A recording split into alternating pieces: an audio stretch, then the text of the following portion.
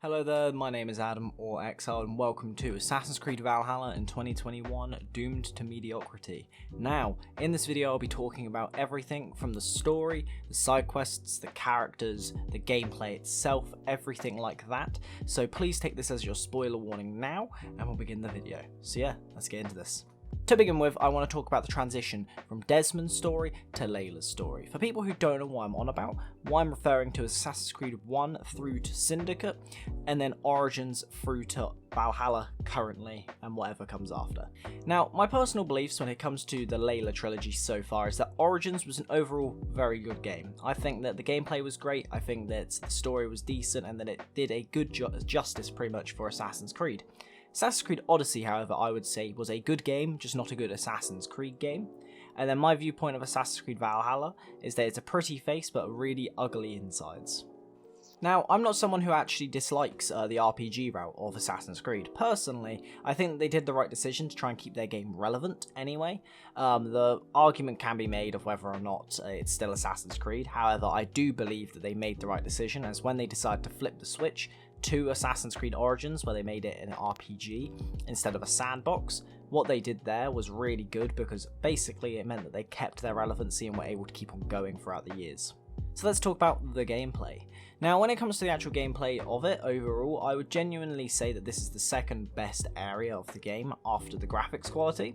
And with this, I think that it is genuinely the best, most refined combat system in an RPG currently. I'd say it's definitely a lot more refined version of Origins and Odysseys. I think both of them were a bit clunky, at least with Valhalla it doesn't feel as bad. It feels actually quite fluid and decent to actually play as. And you don't feel like you're just basically bolting around being like, what am I doing, really? When it comes to the combat, I would say overall this is actually the best form of combat in a RPG game overall. The Witcher 3 has some very nice looking quality, however it isn't as diverse as Assassin's Creed Valhalla. You kind of get a bit more to actually do in Valhalla, and personally I prefer Valhalla's combat system overall to The Witcher 3 or any other RPG currently, anyway. However, with that being said, one area of the gameplay that is actually awful, in my opinion, is the skill tree. I don't know why they didn't just decide to keep what they had in Odyssey and just bring it over. The skill tree in this game is absolutely atrocious. I've never actually hated a skill tree as much as I hate Valhalla's skill tree. It is so bad, it's ridiculous. But one of the main reasons for that is literally those mini little level ups that make you feel like you're literally not progressing anywhere. I feel like it was added into the game for the same reason that you have it in like multiplayer games, to give you a false sense of accomplishment when you're playing, to feel like you're actually going somewhere when in reality you're not. But besides this, I do genuinely think that the actual skills that you unlock in this game, and I do genuinely think they are skills, I wouldn't actually class them as anything that you would get that's actually basically that changes the gameplay massively. Personally, I would say that they are also awful. I honestly, again, I think they should have just kept the same concept that they had with Assassin's Creed Odyssey, and just stuck with that and actually just followed through with basically giving you 3 defined skill trees that actually feel like you're doing something, give you actually different areas of gameplay to adopt and that sort of thing, instead of trying to go, you know what, we're going to make it all funky, make it look like Path of Exile, and enjoy ourselves with it. It's like, no, it looks atrocious. The actual thing looks awful, and as well as that, the skills that you get looks awful. How is a game like Skyrim, with its really, like, it looks, like, the skills in Skyrim look so much better. And to be honest, in my Skyrim video, I talk about how, to be honest, the level 100 skills, some of them shouldn't have been level 100s. However, in this, these skills I wouldn't even ever put in, like, anywhere near going into, like, if you were in Skyrim hitting, like, level 50.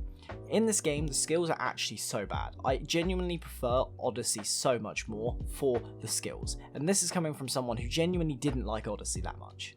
Because you never feel like anything is ever changing with the way that you're playing, a game like The Last of Us is a great example for actually doing this well.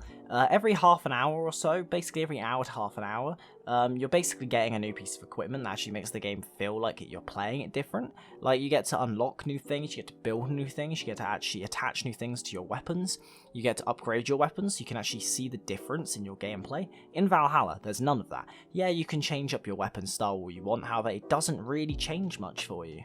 The last bit of gameplay that I want to talk about is the side quests, and more the lack of side quests. In Valhalla, they decided to swap out all of the side content for basically random encounters, because why not? However, these things are truly just awful and very forgettable as well. The only random event that I can even say I remember is the one where the guy is able to one-punch you all the time. Now, I don't understand why they decided to do this. If you have a world as big as Valhalla does, I don't even understand why they decided to opt out of side content, as all this did was make the world feel pretty much just big, but a world that's very hollow. Now personally, I would have gone down the Witcher 3 route of actually having side content, as the game developers themselves even said that this game was a massive inspiration for them when it came to making the game. So why didn't you bring in one of the main things that made The Witcher also as amazing as it was? It wasn't just the main story, or the combat, or the graphics. The side content actually made the game feel really full and a world that you actually wanted to be in. In Valhalla, it is so hollow it's ridiculous. Now my next area of concern in this game is the characters, and more the fact that I just don't care about them. Eivor might as well have just been an NPC that you just took off the street, however he had to have zero personality.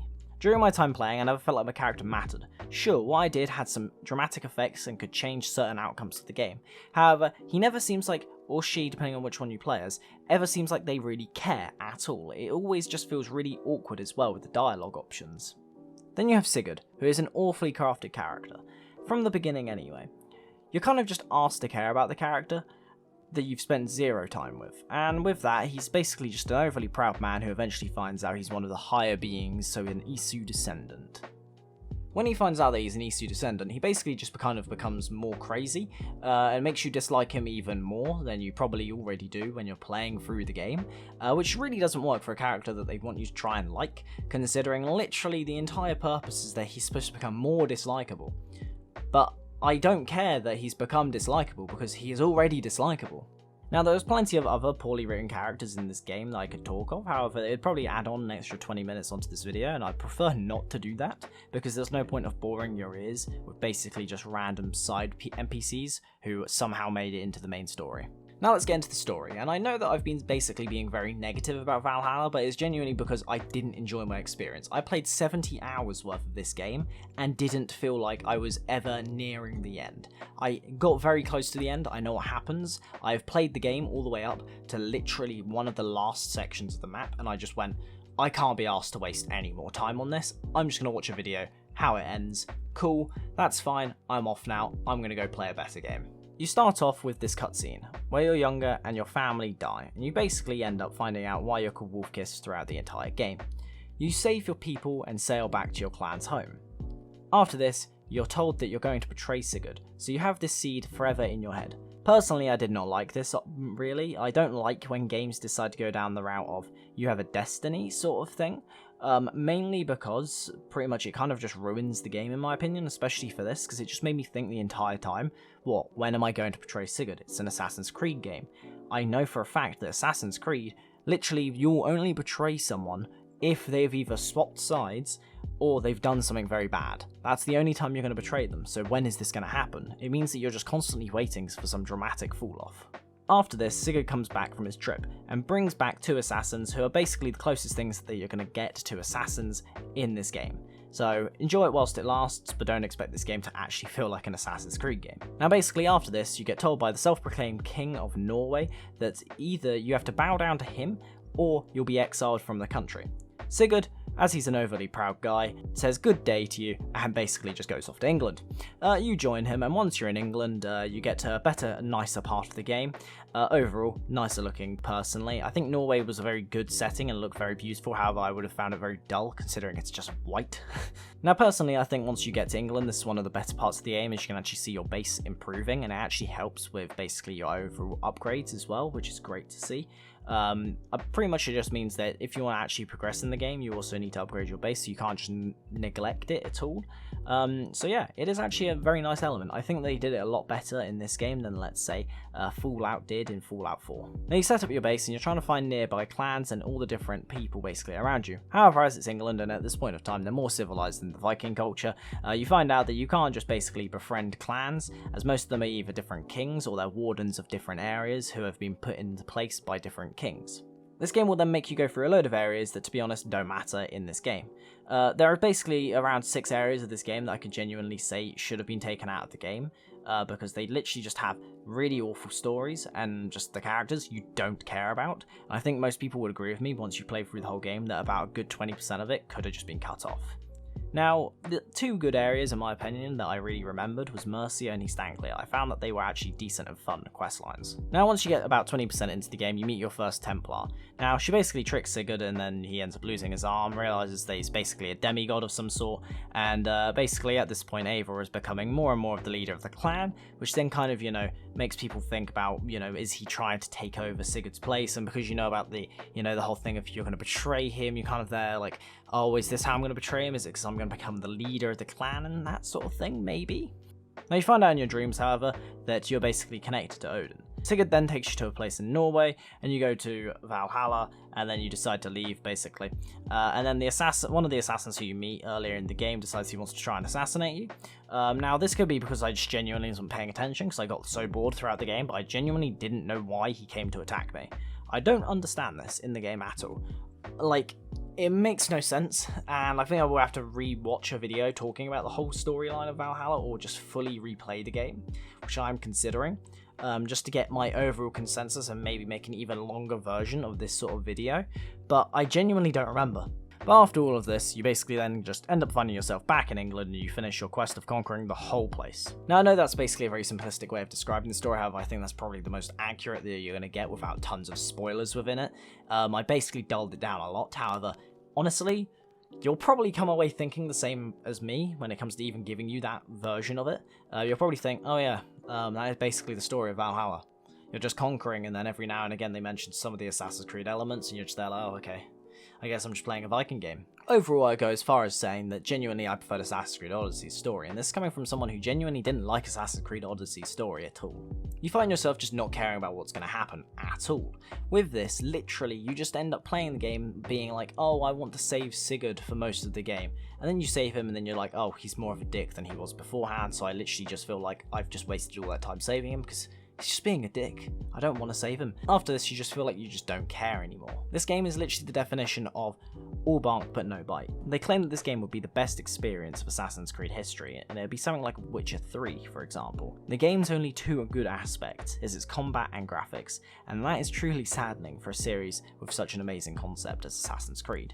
Overall, personally, I wouldn't say the game is definitely not valued at the £50 that they try and charge you on the store. I also wouldn't say it's valued at the £30 that they try and charge you when you're in a actual store itself, in person. I would genuinely say, if you want to spend £30 and get some good games, get Assassin's Creed Ezio Collection 3 and 4, you'll enjoy yourself a lot more. Or on the other hand, you could get Assassin's Creed Odyssey and Origins for £50 and you'll have a better experience than you would have had playing Valhalla. I hope that next year they actually make another Assassin's Creed game, as they are apparently taking this year off, and realistically I'm kind of okay with that. They're making more content for Valhalla, even though it's a game that I don't like. I think there's still a better idea. Hopefully that means that next year they might make a good game. It's a good Assassin's Creed game as well, and then they release content for 2 years after that. You never know, we might get something actually quite decent after this one, but who knows. This game overall I'd probably have to give a 4 out of 10. As with a ton of potential, but Ubisoft didn't decide to capitalise on the potential, they'd capitalised on the revenue. With all that being said, I hope you guys enjoyed this video of Assassin's Creed Valhalla in 2021, doomed to mediocrity. Now, if you guys want to continue the discussion in the comments, feel free and we can have a chat about it. If you disagree with me on some points or you agree with me on different ones, or you have views that I didn't mention in this video, feel free to mention it in the comments below and we'll have a chat about it. Anyway, with that being said, leave a like and do subscribe to see more content similar to this on the channel. I'll see you guys in next week's video. Have a good one. Thank you.